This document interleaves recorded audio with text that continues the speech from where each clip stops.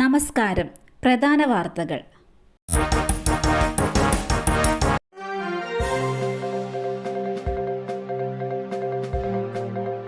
ശബരിമലയിലേക്ക് അയ്യപ്പ ദർശനത്തിനായി തീർത്ഥാടകരെത്തുന്ന വാഹനങ്ങളിൽ അതിതീവ്ര വെളിച്ചം നൽകുന്ന ലൈറ്റ് ഘടിപ്പിക്കുന്നത് വർദ്ധിക്കുന്നതിനാൽ അപകടങ്ങൾ കൂടുന്നതിനാൽ പരിശോധന കർശനമാക്കി മോട്ടോർ വാഹന വകുപ്പ്.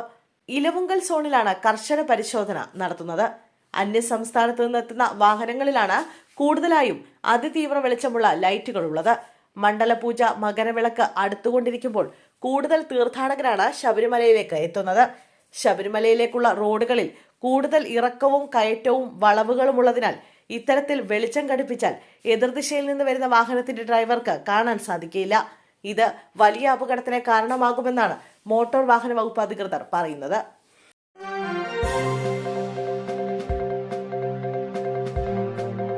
രക്തസാക്ഷികളുടെ നാമത്തിൽ സത്യപ്രതിജ്ഞ ചെയ്ത LDF അംഗത്തിന്റെ സത്യപ്രതിജ്ഞ റദ്ദ് ചെയ്ത് വീണ്ടും ചൊല്ലിച്ചു. ചാലക്കുടി നഗരസഭയിലെ 5-ാം വാർഡ് കൌൺസിലർ നിതിൻ പുല്ലനാണ് രക്തസാക്ഷികളുടെ നാമത്തിൽ സത്യപ്രതിജ്ഞ ചെയ്തത്.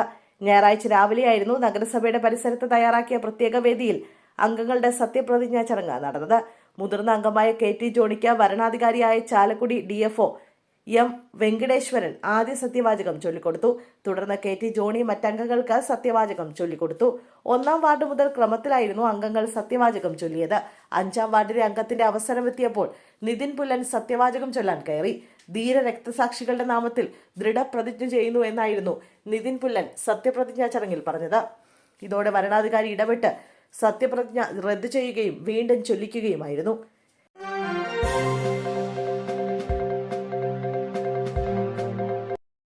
പെരിന്തൽമണ്ണയിൽ മുസ്ലിം ലീഗിന്റെ ഓഫീസിന് നേരെ കല്ലേറ്.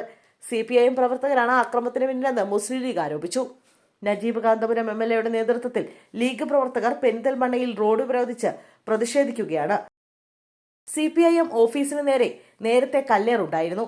അതിൽ പ്രതിഷേധിച്ച് പ്രകടനം നടത്തിയവരാണ് മുസ്ലിം ലീഗ് ഓഫീസിനെ കല്ലെറിഞ്ഞതെന്നാണ് ആരോപണം.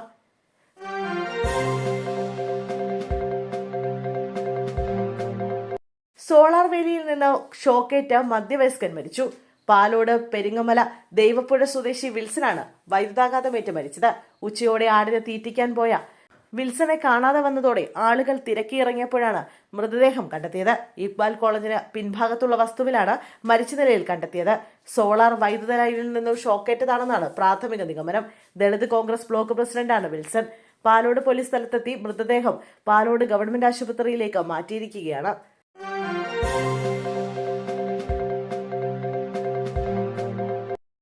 മർദ്ദനമേറ്റ് അബോധാവസ്ഥയിൽ കണ്ടെത്തിയ വ്യാപാര സ്ഥാപനത്തിലെ തൊഴിലാളി ചികിത്സയിലിരിക്കെ മരിച്ചു. കരുനാഗപ്പള്ളി വേലിശ്ശേരിയിൽ വീട്ടിൽ K പ്രസന്നകുമാറാണ് മരിച്ചത്. 59 വയസ്സായിരുന്നു. ആലപ്പുഴ മെഡിക്കൽ കോളേജ് ആശുപത്രിയിൽ ചികിത്സയിലായിരുന്നു. ഓച്ചിറ പടനിലത്തെ വ്യാപാര സ്ഥാപനത്തിൽ ജോലി ചെയ്തിരുന്ന പ്രസന്നകുമാറും സമീപത്തെ കടയിലെ ജീവനക്കാരും തമ്മിൽ കഴിഞ്ഞ 12-ന് സംഘർഷമുണ്ടാവുകയും പോലീസ് ഇടപെട്ട് ഒത്തുതീർപ്പാക്കുകയും ചെയ്തിരുന്നു. സമീപത്തെ കടയിലെ ഒരു യുവാവ് പ്രസന്നകുമാറിനെ അന്നേ ദിവസം രാത്രി ക്രൂരമായി മർദ്ദിച്ചു. സാരമായി പരിക്കേറ്റ പ്രസന്നകുമാറിനെ കായംകുളം കുന്നത്താൽമൂട്ടിൽ ദേശീയപാതയ്ക്കരികിൽ അബോധാവസ്ഥയിൽ കണ്ടെത്തുകയായിരുന്നു.